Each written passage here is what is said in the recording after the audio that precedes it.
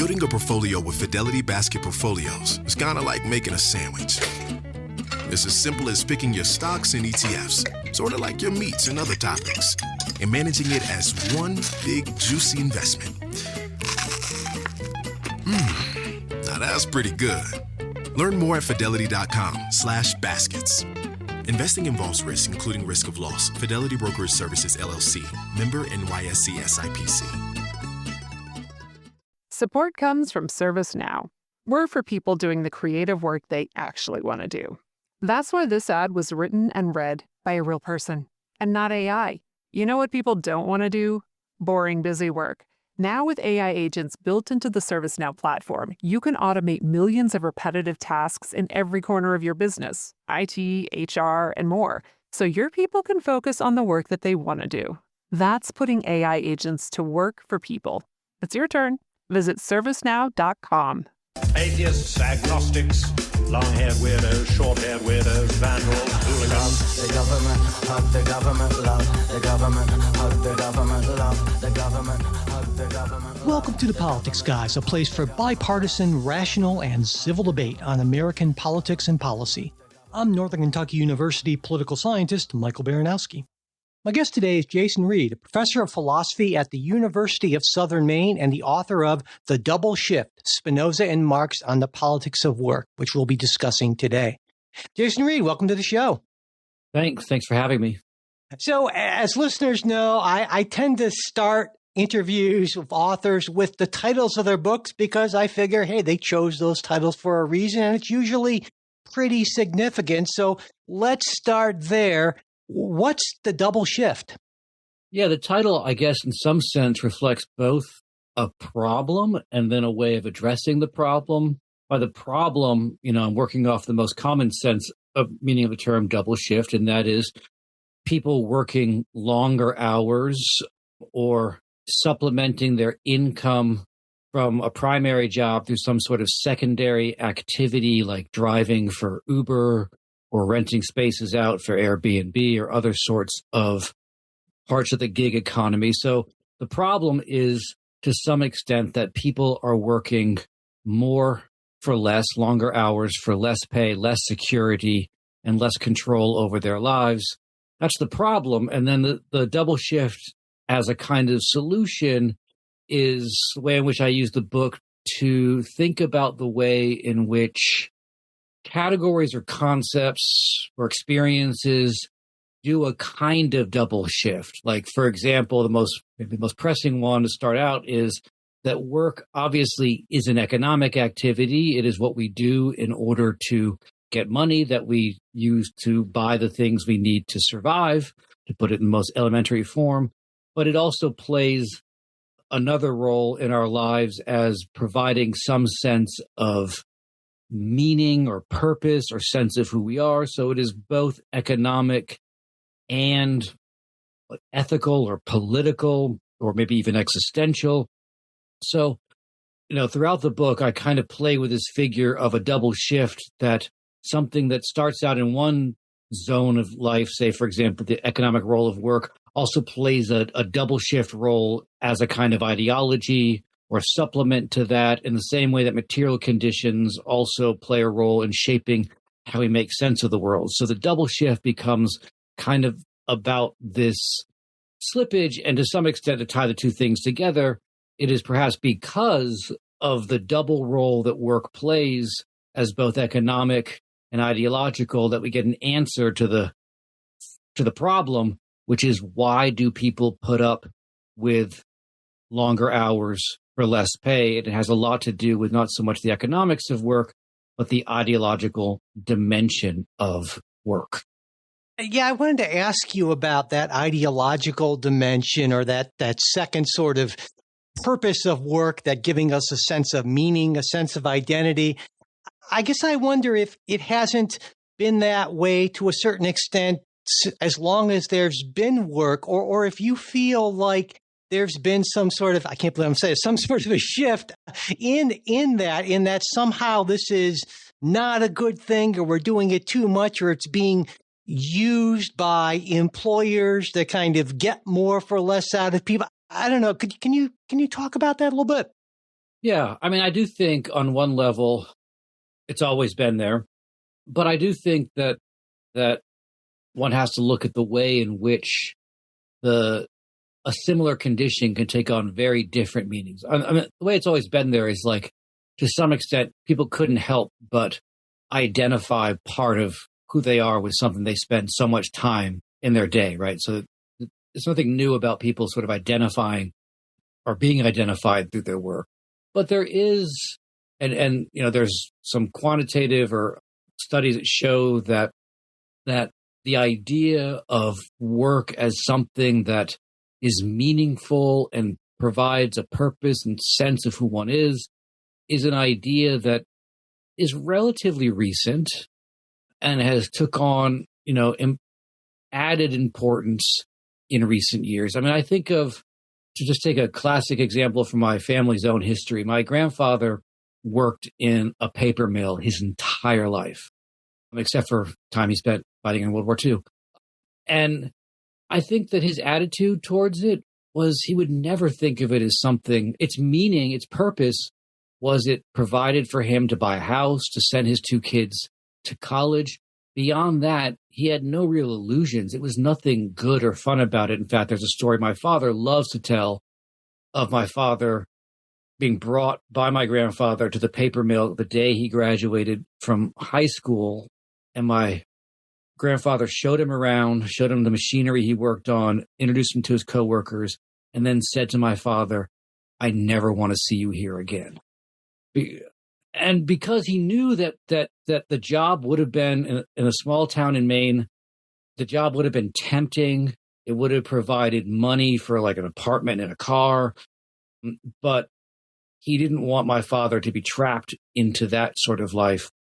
Like, so many generations, so many people want their next generation to have a better life. But I do think there's that attitude towards work, which I associate with a kind of Fordist sort of economy where the sense work was useful and good because of the money it provided that made possible a particular kind of life. But it wasn't supposed to be or treated as something which was supposed to be good or meaningful in and of itself. And you contrast that with the kind of, there's this phrase that gets circulated. I think like almost every Silicon Valley billionaire has said it at one point or another, do what you love and you'll never have to work a day in your life, right? This idea that if you find something that's meaningful and has purpose to you, you won't really be working because it will have so much purpose and meaning. Now that to me seems like a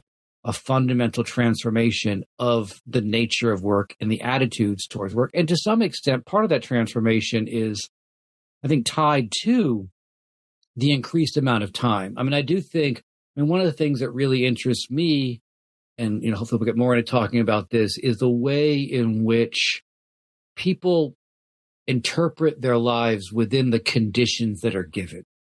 Because some have argued that the search for more meaning and purpose in work kind of follows as an after image the increased amount of time spent at work. Because if you're going to spend all of your time or so much more of your time at work, then it's hard not to identify with, right? I mean, I think for someone who works in a job which has, like in the case back to my grandfather, right, a union that strictly restricted the amount of hours he had to work, or if he did have to work more, it was overtime and so on, could afford the time to, I think, have a different sense of who he was. I mean, he was also a craftsman. He was also a fisherman. He was all these other things. But all those other things take time. And the more work takes on your time, the more it becomes almost necessary to say, this isn't just my day job. This is who I am, and it has a purpose for me.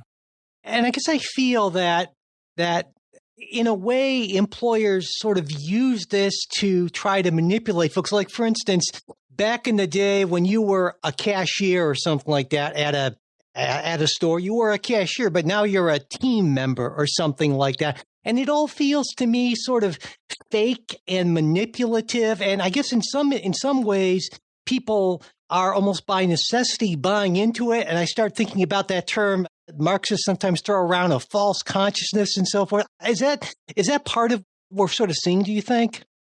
Yeah, I mean, I think that I try to stay away from the terminology of false consciousness, although I don't think it's relevant. I mean, I think that because there's a question of wherein lies the falsity of it. And I do think there is definitely, I mean, there's a sense in which part of the myth of work in a capitalist society is the idea, on the one hand, that work is meaningful, but on the other hand, the idea that work is always adequately recognized and adequately compensated. That if you work hard, you'll not only be paid well in the present, but that will be seen, recognized, and pave the way for future success that you'll build off, right? And it seems to me that is a myth in the sense that it is taking the experience of a few particular people. I mean, there are, of course, the stories of people who have worked hard, have that recognized, and have that sort of turn into success. They're not false in the sense that these are real people and it really happened to them. They are false in the sense that this very specific and perhaps rare situation is being treated as the universal rule, right? Because for every person who has worked hard and it's turned into some kind of success for them, there are countless more who have worked hard and it's just been utilized and they've been ground down to a stub by working so hard. And it never, I mean, it's only recognized in the sense that people look at them and say, well, this is, it's great. This person wants to work so hard, but there's no real reward or recognition tied to that. Yeah, there's this concept in your book, you call it mythocracy, that comes in here, I think, right?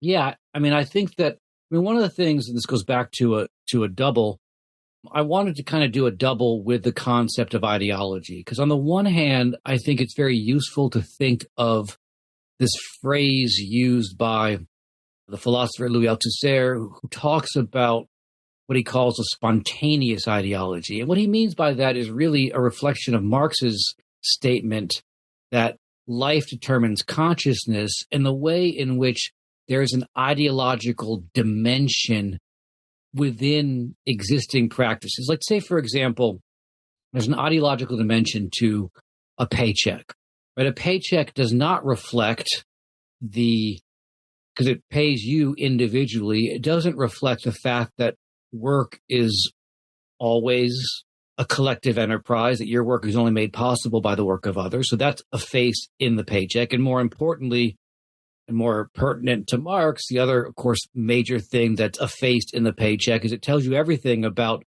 the money that was intended to go to you, what was taken out for taxes purposes, for Social Security, et cetera, but it doesn't say anything about how much value or profit you created for the company over that same amount of time. So that's one of the big things that the paycheck effaces. But the paycheck has its own spontaneous ideology. It treats work as an individual activity that is compensated and rewarded at a fair value.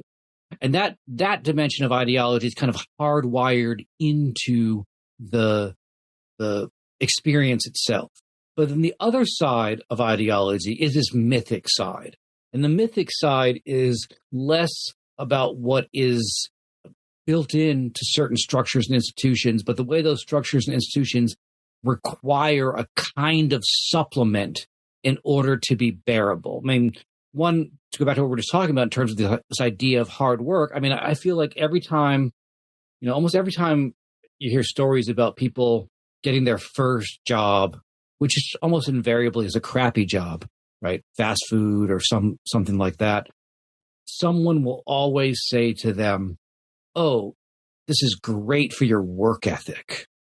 And to some extent, that reflects the fact that there's this sort of mythic idea that even though people know that job is not going to be financially beneficial, not really going to be the basis of a career, it's a dead end, but it is beneficial in the sense that it builds up this sort of mythic idea that I was just talking about, that if you work hard, your hard work will be recognized, compensated, and so on. So there's that mythic dimension. And I think one of the things I find interesting about these two sides is that they are, to some extent in our modern world, the mythic dimension becomes much more everyday.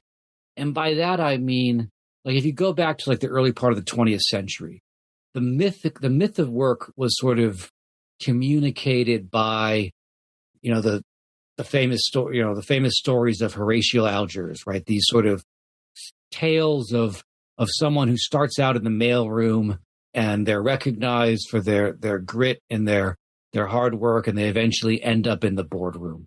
But I feel like the mythic dimension has become much more disseminated in the sense that, things like online influencers have permeated our culture. And they permeated this idea that almost anyone can become successful. I saw some statistic recently that said something like 57% of like the current college generation said that their career, they wanted to be an influencer or entrepreneur, which is just a stunning sort of demonstration of how much this fantasy has taken over. But it's also interesting in the sense that, because I think there is a double-sided nature to this idea of, do what you love and you'll never have to work a day in your life. On the one hand, it is obviously something that paves the way for model employees and complete and utter subjection.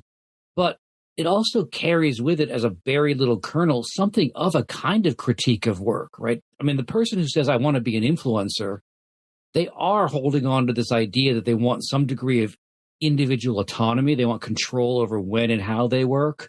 They want to be, to some extent, freed from the constraints and commands of a boss. So there is, even though, of course, that's one of the things about capitalism that Marx pinpointed so well, is that just because there's no one individual telling you what to do, you are still subject to market demands and market pressures. And I know there's a whole like sort of subculture of this online where like influencers kind of confess how much work they had to do to become an influencer, and how much of it is a kind of facade, how much people are spending time, in grounded rental private jets looking like they're on a private jet, the whole world of that. So, but there is, I think, in the entrepreneurial dream, there is something of a critique of work, even though the critique of work is articulated within the very ideology that work is that is used to normalize and demand for excessive amounts of work.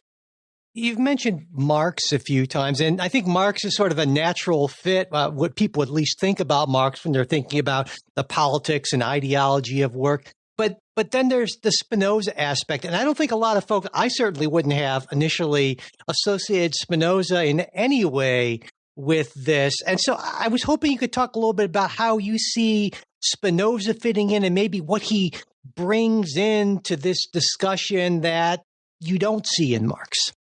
Yeah, in some sense, I am using Spinoza as a kind of supplement to Marx. And the supplement has to do with Spinoza's understanding of a kind of philosophical anthropology, or a kind of understanding of human beings. And for Spinoza, the defining, or the really essence of humanity, and kind of tied into the essence, Spinoza thinks that everything, to some extent, can be understood to strive to maintain its existence.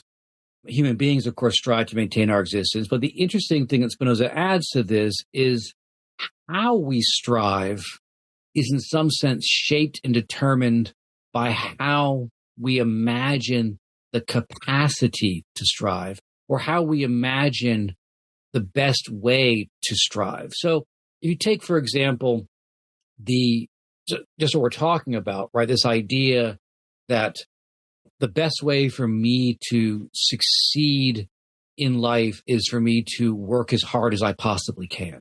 Right? That, to some extent, is a particular image, a particular understanding of how I should strive. And it's shaped by my culture, the world around me, and so on. And it precludes other possibilities, right? Another possibility would be, rather than work hard and be the hardest worker, would be to combine my efforts to organize with other workers to collectively improve our conditions. So how we strive, I mean, everyone strives, but how we strive is in some sense shaped and determined by the world around us. And we can sometimes strive, this is something that Spinoza is very clear about, we can sometimes strive in ways that ultimately undermine us. I mean, the formulation that Spinoza gives is kind of his kind of proto concept of ideology, is the question he asks: why do people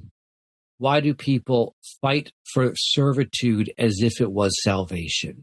Why do people sometimes strive for things that do not ultimately serve them? I mean, Spinoza was thinking about the way in which, the time that he was writing in the 1700s, people would strive and fight for the glory of one man, as he put it, for a king, or they would strive for a system that really did not serve them. And to some extent, that striving can be found in the way in which people individually try and make themselves the best worker rather than collectively strive to improve the conditions of work. And then the other thing that Spinoza provides, a really important aspect, is that this striving is a matter of desire. And desire is shaped by our affective and emotional attachments. And for Spinoza, ideology, and this maybe goes back to the sort of false consciousness problem, and why I don't use that term to some extent, is that ideology is as much about the way we feel about the world as it is the way we think about the world.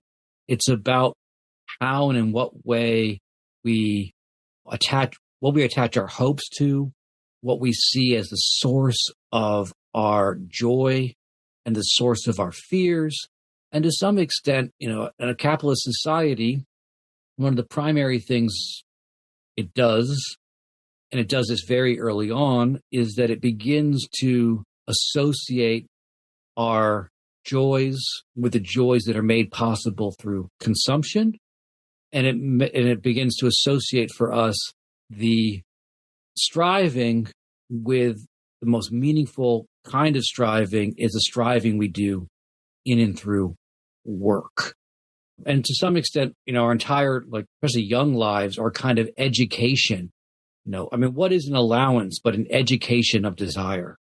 It gets you to think about what work can make possible in your life, and it gets you to begin to associate the hardship of work with the pleasures of consumption. Although, of course, as we're talking about, I do think that there's variability there too. I mean, one of the stunning things that's evident in this sort of modern demand to find pleasure in work itself is, in a weird way, it does kind of go against the earlier idea of consumption. I mean, go back to the sort of Fordist paradigm, right? I mean, the Fordist ideal was really one in which work was kind of supposed to suck, right? I mean, the Fordist ideal stripped work of any real sense of purpose and meaning because you were doing one segmented job on an assembly line.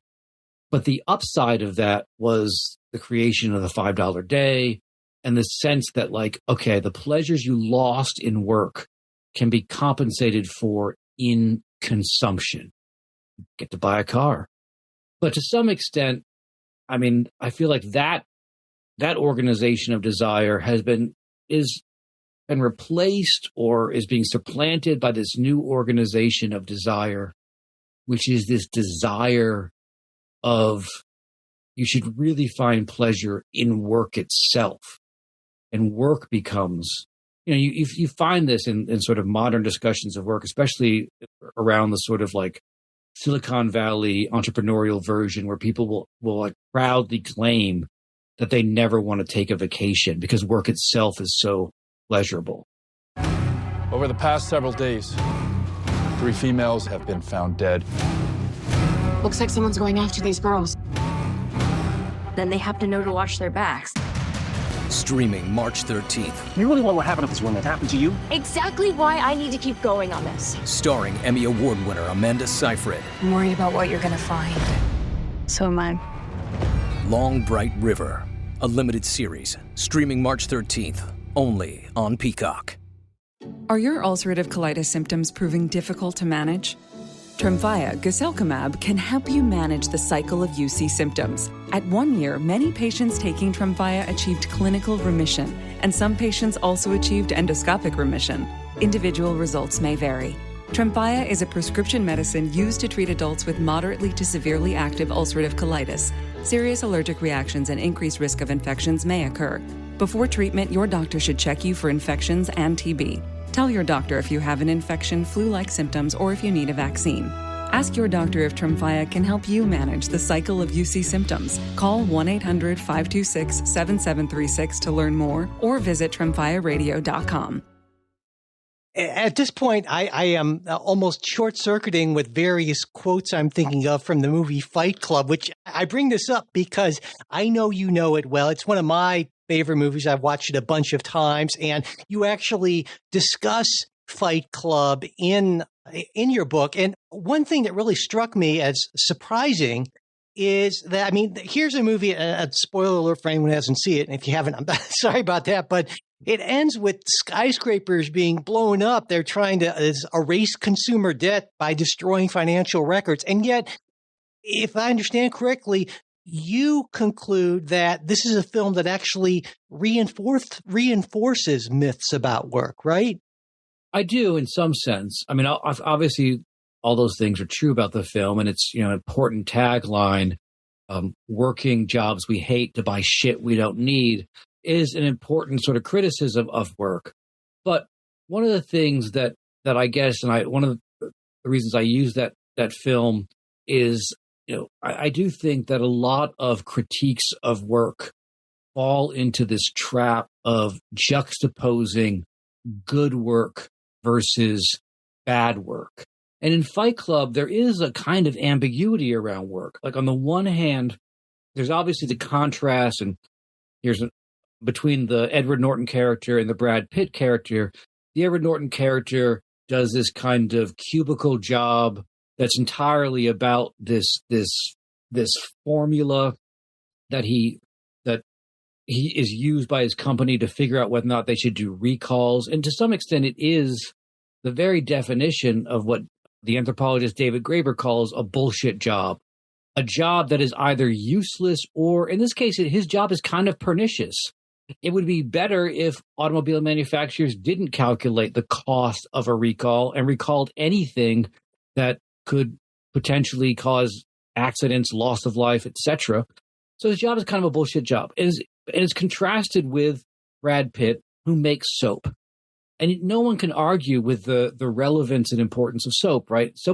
Making soap is one of those jobs you could explain to like a kid. Being a sort of data analysis in a cubicle is something that, almost no one wants to understand because it does seem pointless. So that's one place where it comes up. But I also think that throughout the film, there are two other really striking moments. One of the things they do in their quote-unquote Operation Mayhem is they take random people working shit jobs. In this case, it's Guy Raymond, who's working at a convenience store.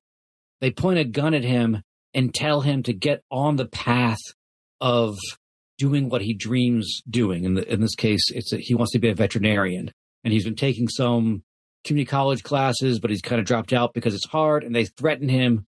So there's this idea that, like, work could be not bullshit if you really identified with it and it was doing something you recognize as meaningful. Of course, in the film, this is also there's also this sort of like gesture towards this, survival in the hunter-gatherer sense of the term, to use the line, where like the important jobs should be jobs that obviously have to do with procuring the immediate necessities of existence.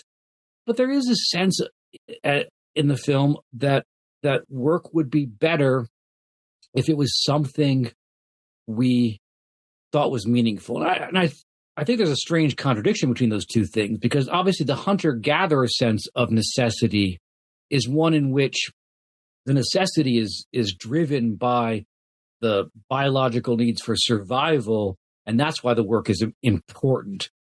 And that's a very different sense of important and meaningful than the, this sort of like everyone has a dream job, but too many of us have sort of sold ourselves out in terms of our dream job and have accepted something we don't want to do because we don't have the courage, and someone needs to just come and point a revolver in our face, and we'll have the courage to suddenly do the thing that we really wanted to do. Almost this very kind of like existential idea of like death will remind us of the necessity and the meaningfulness of our endeavors. So, I mean, I do think that and the reason I bring up David Graeber on that point too is that I'm interested in representations or critiques of work in popular culture and their limitations.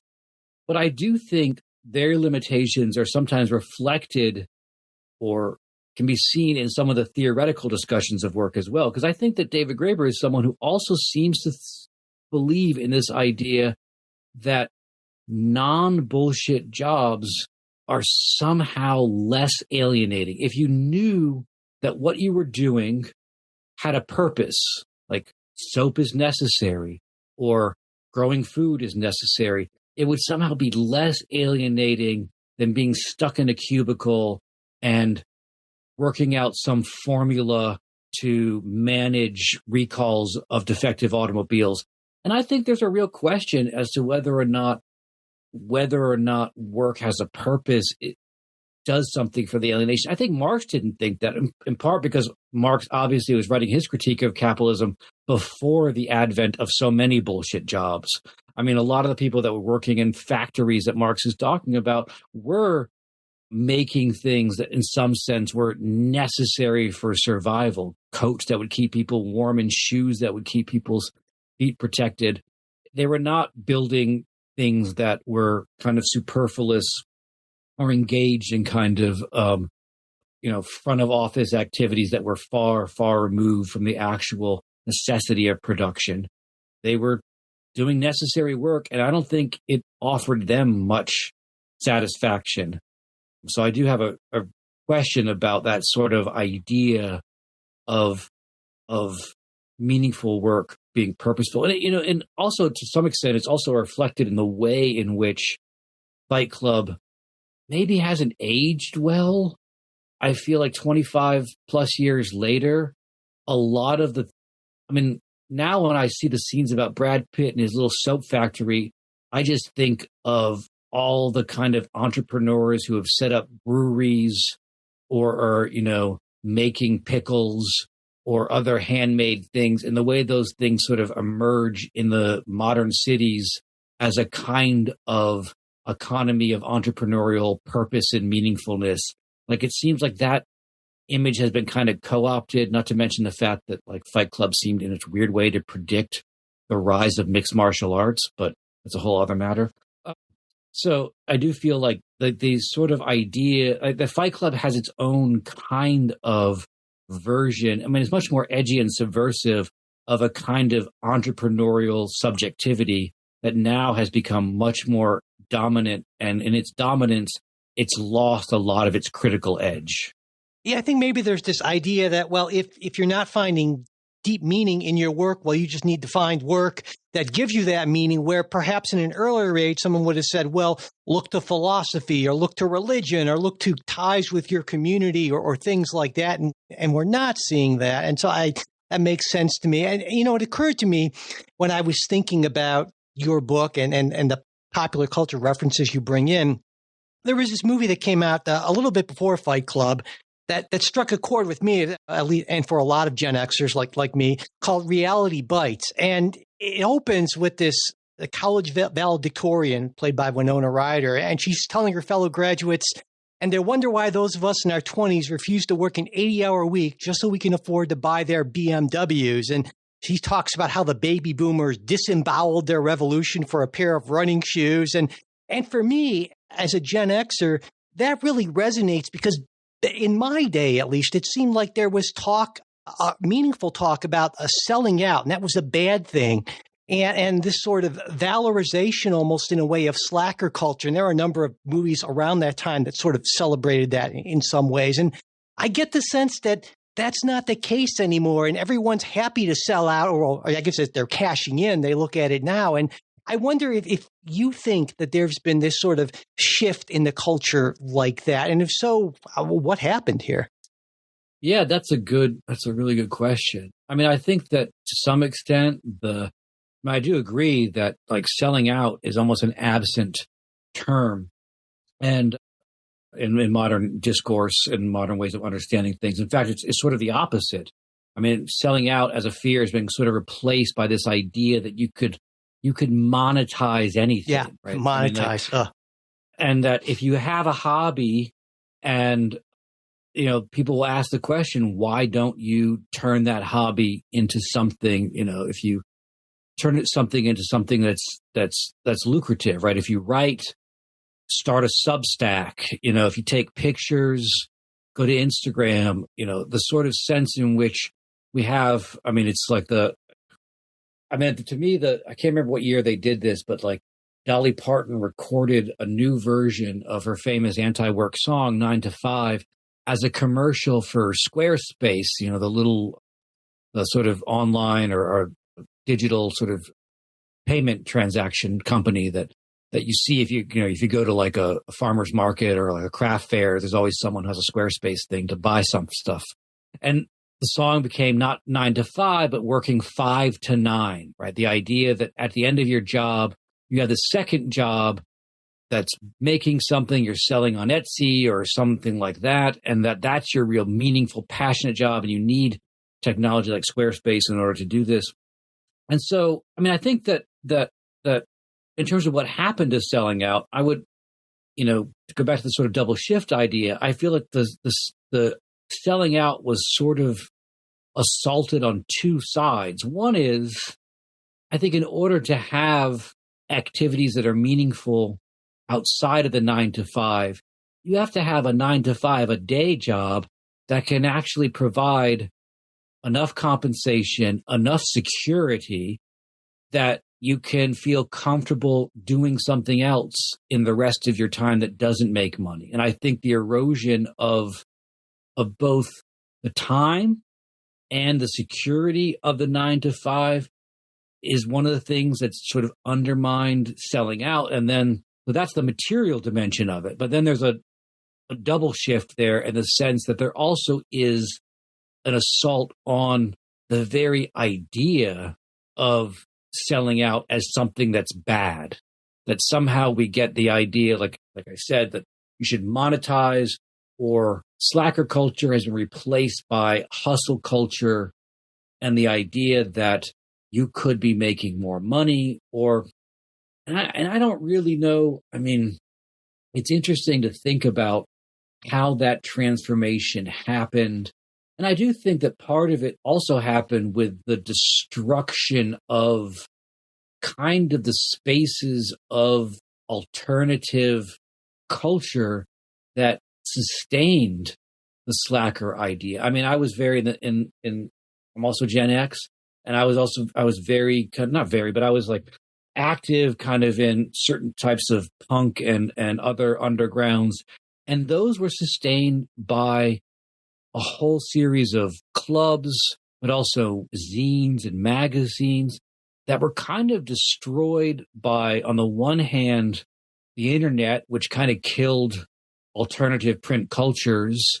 And on the other hand, alternative clubs sort of die with the gentrification of neighborhoods and urban spaces. And that kind of alternative economy has sort of collapsed. And in its place, there is this new idea that no matter where, if you can get some money for something, it's worthwhile. I remember, like, this was years ago. I went to go see a band that was from my college, and they're actually opening for another band. And the other band mentioned when they got up on stage that they had sold part of the song they were going to play for the opening credits or some credit thing of like NFL's Monday Night Football. And I really thought they were joking. I was there in the audience. I thought, haha, it's very funny. And then a couple weeks later, I happened to be someplace where Monday Night Football was on, and I recognized the same guitar chords. And I was like, oh my God, they weren't joking. And to me, it was like suddenly being in an alien world, because the music scene that I grew up in, you would not do that. And if you did that, you would never admit to that. But the world had really changed. But I do think there is, part of the death of selling out as a criticism is the death of the ability to make a living by not selling out. I remember when the show Portlandia first came out and they had that famous song, The Dream of the 90s Alive in Portland. One of the things the song refers to is the possibility of making a living just as being a barista and not even working that many shifts, right? That's what The Dream of the 90s was about. It, in some sense, had material conditions that you could make a living working not that much, but it also had ideological conditions. And to me, it seems like the death of that sort of ethos has come under a sort of double shifted attack, both the material conditions and the ideological conditions. And to me, it goes back to this, one of the things I find really interesting about Spinoza is that Spinoza says that we have a strong drive to sort of think about the things that seem beneficial to us, or we have a strong drive to interpret what happens to us in the most beneficial way. In other words, we adapt. We adapt our striving to the conditions that are around us. And I feel like to some extent, as people have lost the ability to hold on to this dream of not selling out, they've adapted, and the embrace of hustle culture is an adaptation to relatively adverse material conditions. It's an ability to sort of say, this is not that bad. And it has to do with both the assault on the material conditions, but also the undermining of the imaginative possibilities that we're losing. In addition to being a big fan of Fight Club, I'm also a huge fan, like so many people, of Breaking Bad. And that's another pop cultural sort of modern icon that you bring into the book. And I think at first glance, people would say, how in the world can this story of this sort of mild-mannered high school chemistry teacher becoming a meth kingpin, how can that possibly relate to what you're talking about here? And of course, you go on, you explain that in the book, but can you kind of give us a capsule sort of summary of that here? Yeah, I think, once again, there's an interesting relationship to both the critique of work and an embrace of work in that show. As most people know, the premise of the show is a high school chemistry teacher is diagnosed with lung cancer and begins to fear that his sickness and his eventual death is going to leave his family despondent and without financial means. Of course, there's always the joke about this is, have you seen these jokes about like what Breaking Bad would look like in France or some other country where yeah, he's told, oh, you have cancer, but don't worry, it's all going to be taken care of, etc. So it's a very American sort of thing. So there's a critique of work, definitely a critique of work, that work is not realizing the basic conditions of our existence, not protecting us from sickness and so on. But there's also in that show very strongly a kind of fantasy about work. Right? As he begins his new second job as a maker of crystal meth, there's this idea that you could be so good at your job, so talented, that you could secure both financial gain and sort of become your own boss, kill your own boss, destroy the competition.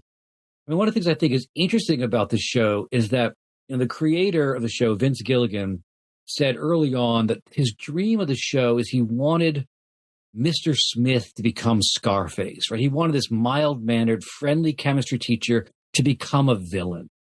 But the reception of the show didn't really follow that path.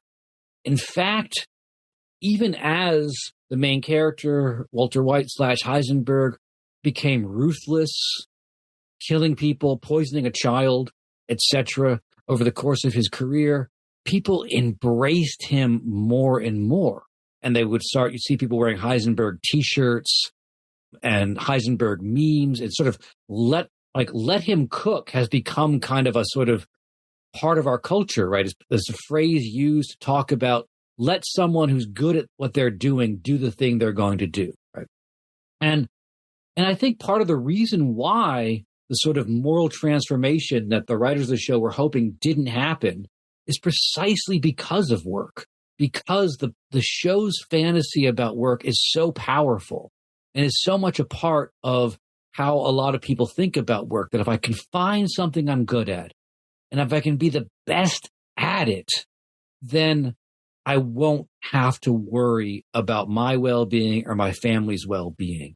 And that is a really powerful image in the show. And to some extent, it's a very interesting study of the fantasies of individual autonomy. I mean, one of my favorite episodes happens very late in this, or scenes from an episode happens very late in the show, in which Walter White has killed his boss. He's destroyed all possible competition, and he is standing over these stacks of money that he's brought in.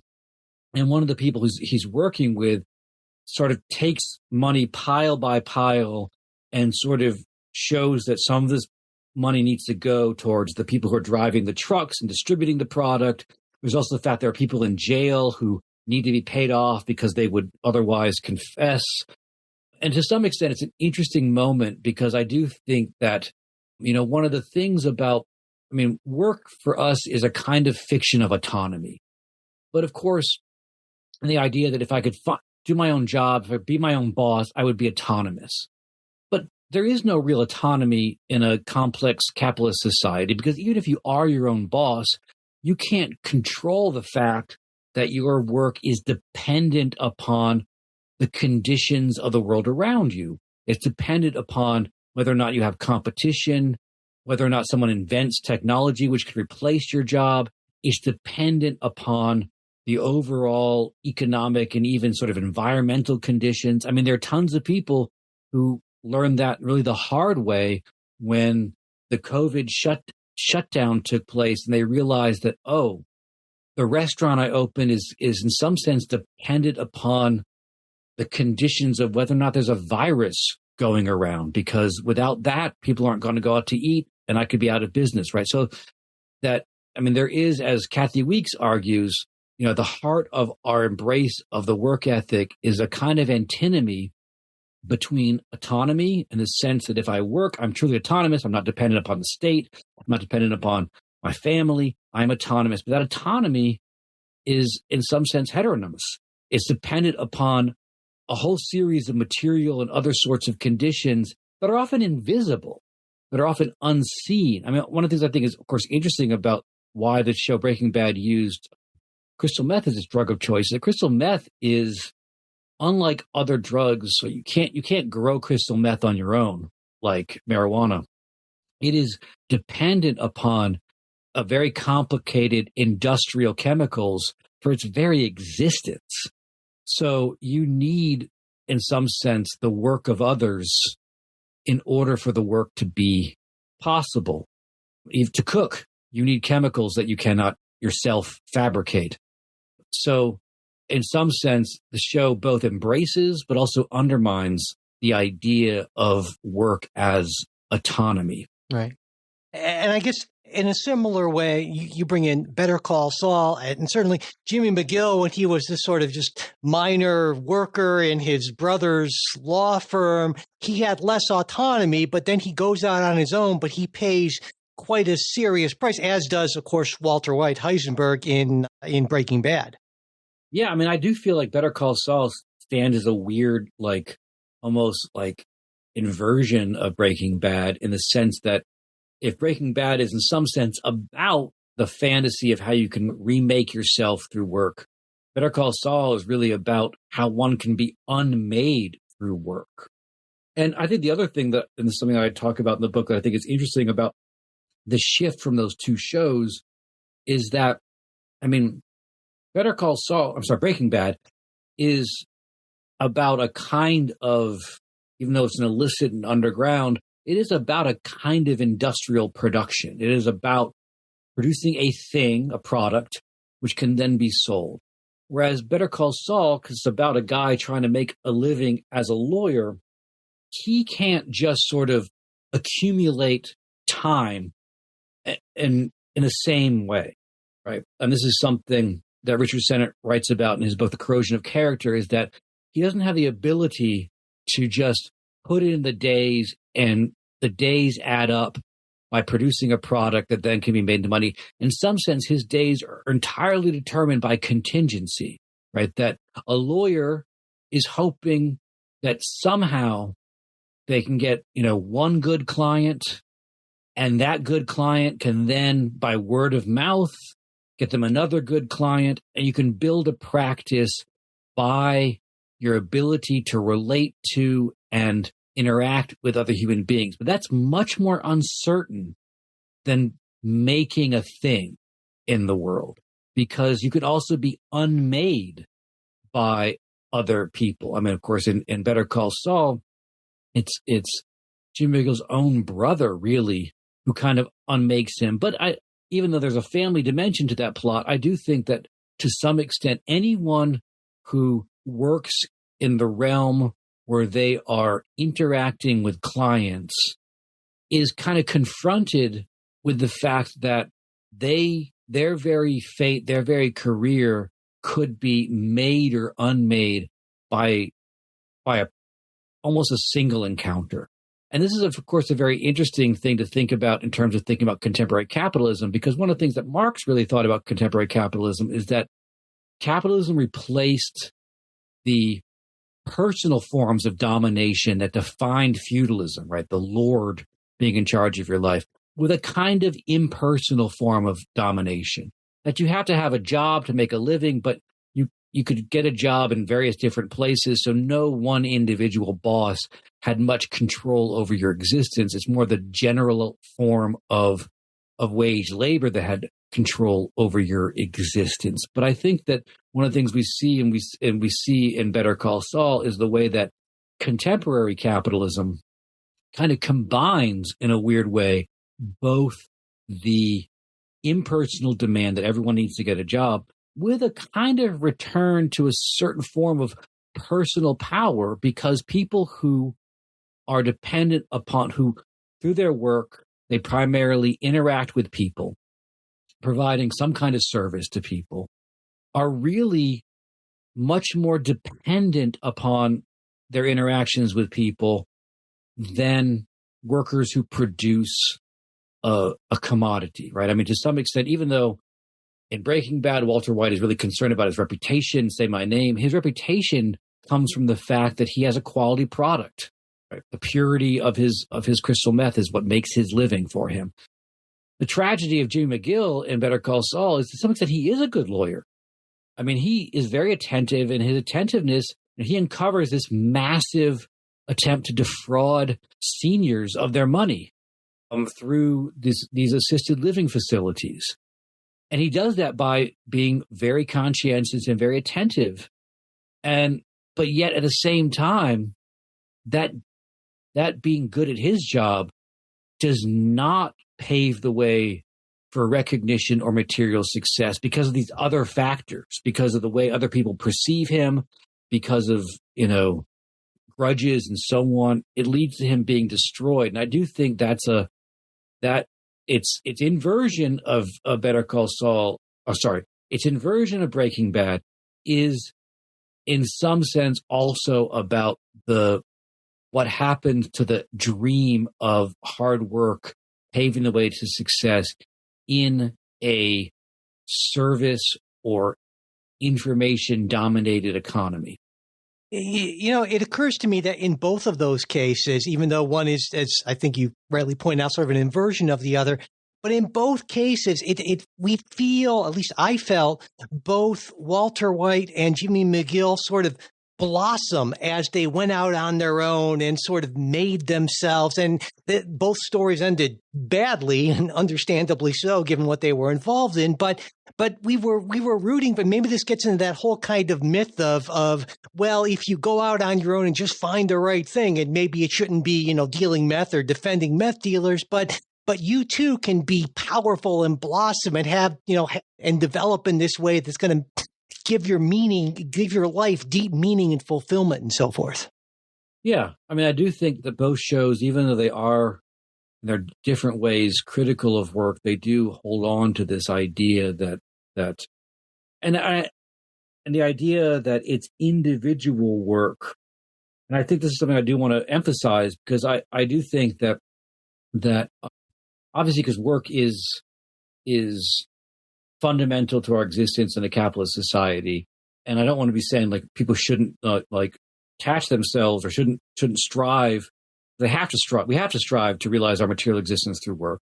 But I also want to stress that the sort of ideology that's reflected in both shows is very much an ideology of it is individual effort, genius, and hard work that is the way you succeed through work, rather than collective organizing, rather than saying joining with other people and collectively trying to transform your existence. And for a second, I thought, well, that'd be really weird in the drug trade. But then I remembered that the TV show The Wire did at one point briefly allude to this idea of an organization and a workers' cooperative of drug dealers to improve their material conditions, to limit how much murder and death would be part of their enterprise. So not to say that I'm recommending that, but I do feel like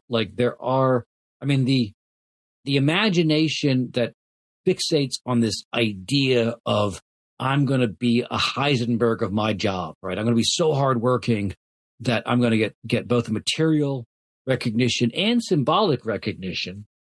And I do think it's interesting in Breaking Bad that to some extent, the demand for both is one of the things that kind of undermines his existence, right?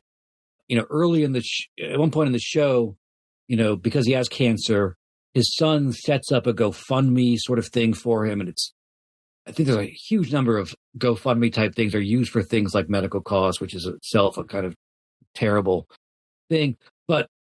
And at that point, Saul Goodman / Jim McGill's lawyer, he says, this is great. We can take the money, we can use this to launder your money. We can take it and turn it into a bunch of little donations, and you will have money and no one will be able to say anything about this because it's your GoFundMe. And it drives Walter White crazy because he wants to be both the material benefit of work, but he also wants to be recognized as a provider. And so I do think that, so in both cases, I think that what is sort of off the screen and we don't see, and maybe we don't, and the sad thing is we probably don't even think about it, is, maybe the right way to write a different ending or a different beginning for Breaking Bad would not be the sort of, the joke about like the French version, but a different American version would be, what if Walter White instead called a meeting of his fellow teachers at school board and says, hey, do you know our medical insurance really sucks and it's not going to cover all the things that I need, and it probably is not going to, because it's not covering the things I need, it's probably not covering some of the stuff you need too. So let's get organized and let's make it so the school district provides a better insurance coverage for all of us, right? That's sort of the thing that's so absent from the show and so absent from our reception of the show that it shows to what extent there's been this sort of domination of individual work over our imagination of what we need to do in order to strive and to make a better existence for ourselves. Yeah, I think there's so much in our society that ignores this idea of collective action. Just say, you have a problem, don't organize, just work harder on your own. And that's the way to get through that. And in a way, maybe I think this ties into a concept we haven't talked about yet, but I really want to get into before we end, and that's negative solidarity. And I was hoping you could talk about that a little bit as well. Yeah, negative solidarity is a term, and it's Alex Williams who first articulated it.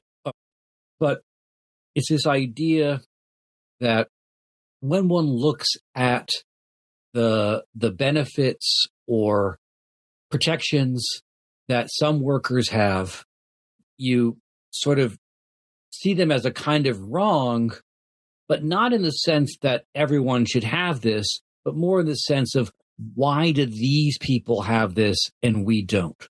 Right? Why do these people have sort of job security because they're in a union and I don't? Why do these people have time off? I mean, one of the classic figures of our contemporary negative solidarity is some of the real anger and hatred people have towards teachers, because teachers, to some extent, have job protections. They have more time off than most people have. In a sense, not like, why don't I have this, but why did they have this? And we're seeing this right now. I mean, I saw this article, in fact, it was in the Associated Press, and one of the things you write a book about work is people bring you articles now. Yeah. And his article, it was an Associated Press piece, but it was kind of picked up by a lot of different papers, and it was about people who have lost their jobs, federal workers, park rangers, other sorts of people, meteorologists for the NOAA, and others who have lost their jobs, and how their own family members who are Trump supporters, were unsympathetic to them because they've internalized this idea that these federal workers must not be real workers because they have some kind of this cushy thing. Sure, I get it. Yeah, like with academics, you and I get this, I'm sure, all the time. You get all this month off, and you only work for 4 or 5 hours a week or something like that. Well, it's complete BS, but that's certainly the common perception, or misperception, I should say.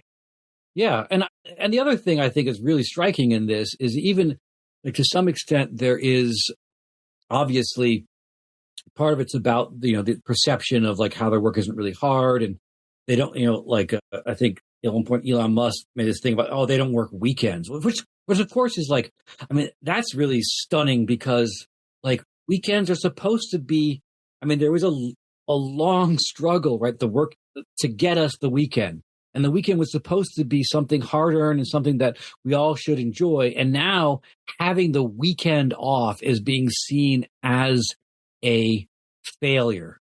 But the other thing, and on this point, I do think that David Graeber is right about this point, is that the other thing I think that part of this negative solidarity towards people like park rangers, research scientists, etc., is, your work can't be real work because it has a sense of purpose and meaning. You're a park ranger, and because you obviously got into this job because you like it. So it's strange to say this, because we were just talking about this, do what you love, you never work a day in your life.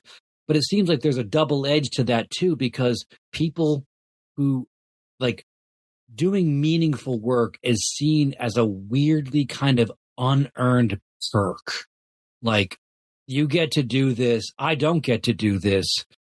And so it becomes part of the negative solidarity. I mean, I do think we're seeing a real mobilization of negative solidarity, the kind of which is sort of unheard of, in the sense that there's this underlying message. Everyone else but you is getting some kind of unearned benefit from the system. And so we're going after them. And it's not going to improve your life, right? You're still working just as hard, just as miserable, etc. The only improvement that's offered is, at least you can, I guess, rest well knowing that no one else has that in their life. So instead of lifting you up, we're just going to pull them down. So there you go. We're all set. Yeah.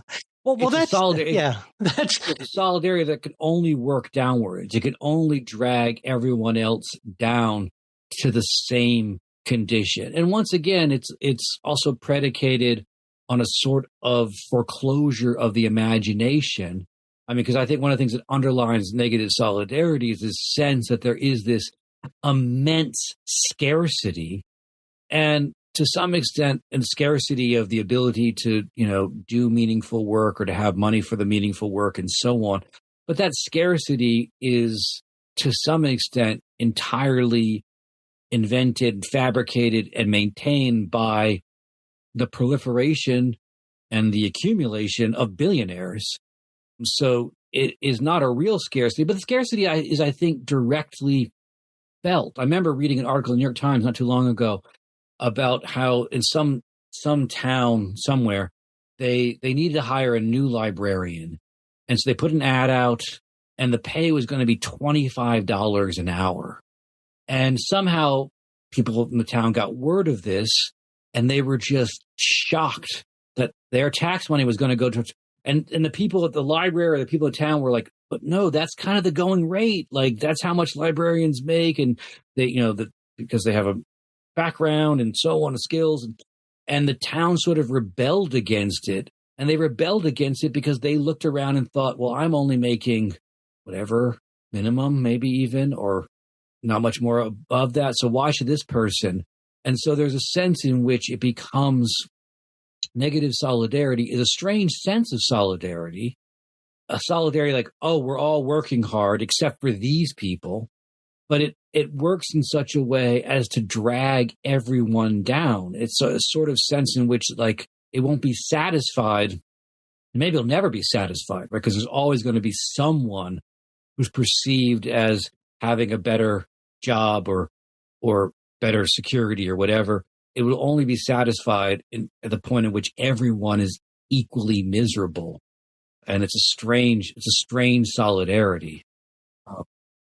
So it seems to me there are so many powerful forces, cultural, economic, and other, that push us in this direction, which I don't think is a healthy direction. I would say you don't think either. But is there anything, when you look around, kind of as a way to close, hopefully at least a somewhat optimistic note, that you see in contemporary American culture, economics, politics, that makes you think, well, this is a positive development, or possibly a positive development? Can you give us any grounds for hope, I guess I'm saying?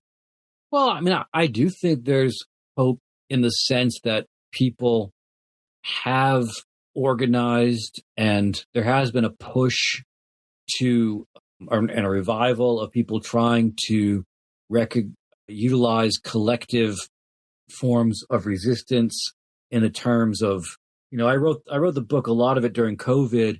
And during COVID, I mean, I didn't talk about COVID at all during the COVID shutdowns during the book, in part because it was my time away from it. But also during the time I was writing it, there was such a vacillation. Like at the beginning, there was this weird kind of astroturf movement to reopen businesses. People wanted to go back to shopping and so on. But then by the end, there was the so-called Great Resignation of people leaving jobs. And there has been talk about what extent that was a Great Resignation. But I do think that there was a profound shift and a push towards, around me, I've seen, people organize in businesses like Starbucks and so on, and begun to collectively organize. And I also do think that to some extent, the particular sort of formula that we're being offered right now, which is this combination of both a decrease of security, an increase of working hours, and at the same time, this hyper idealization of work, that work should be your passion and your purpose. It should not just be a job, is an incredibly volatile mix. And I think that people are beginning to see the real limitation of it, and this simultaneous demand that you should expect very little from work, but identify completely with work, is, I think, something that cannot last, cannot stand, and that people will begin to find and organize new ways of acting. Although I do think there's both a promise and a risk of this, because I do think, as we're saying, that work has co-opted the imagination. And one of the things I think is interesting right now is you do see a push to organize amongst people who have no real history with, like, they've never been in a union. They don't even know anyone who's been in a union. They have no real history with this. And that's both a challenge, I think, on a profound level, because it's hard to start from very little.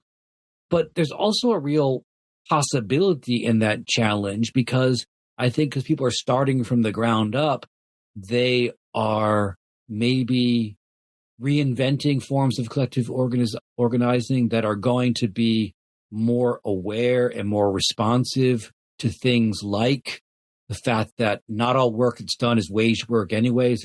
There's the issue of the work of care that's done in the home that historically, workers' movements and unions have not done a good job of addressing.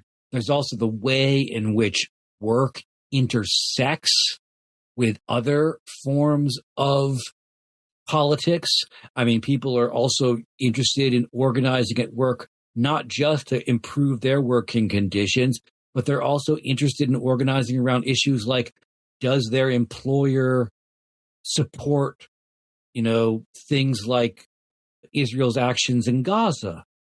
People organizing around work, recognizing that work isn't just work. It's also intersects with other aspects of the economy, like investments, and also the way in which, work is also a site where the, other forms of inequality around gender and race are also perpetuated. So I do feel like we are in a moment, I think, of invention, because there has been such a destruction, both materially and ideologically, of the conditions and basis for collective action.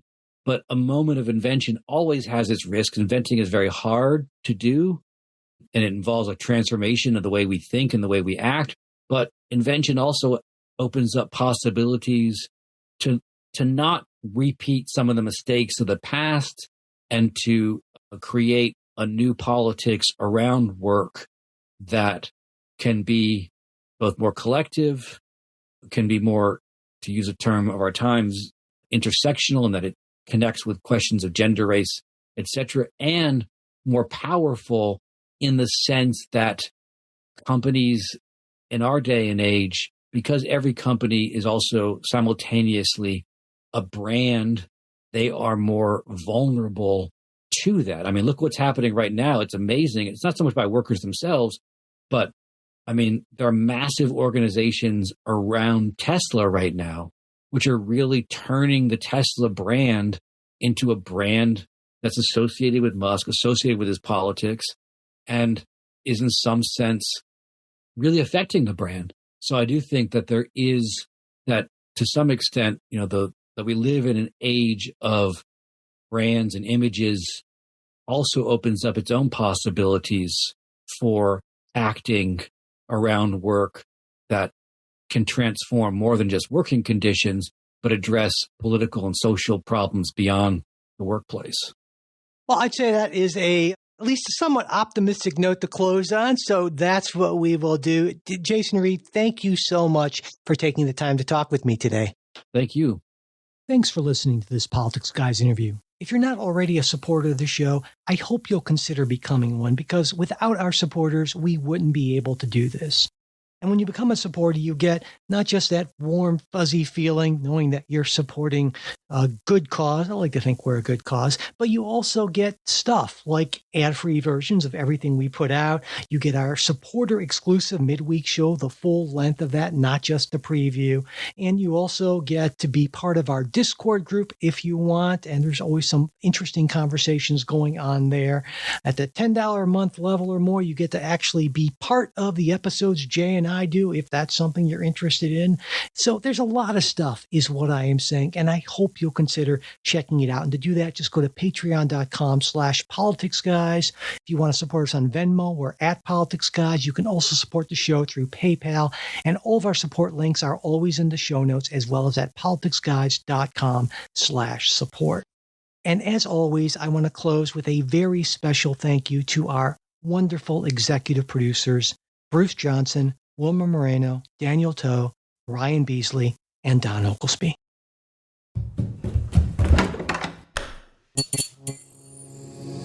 This podcast is part of the Democracy Group,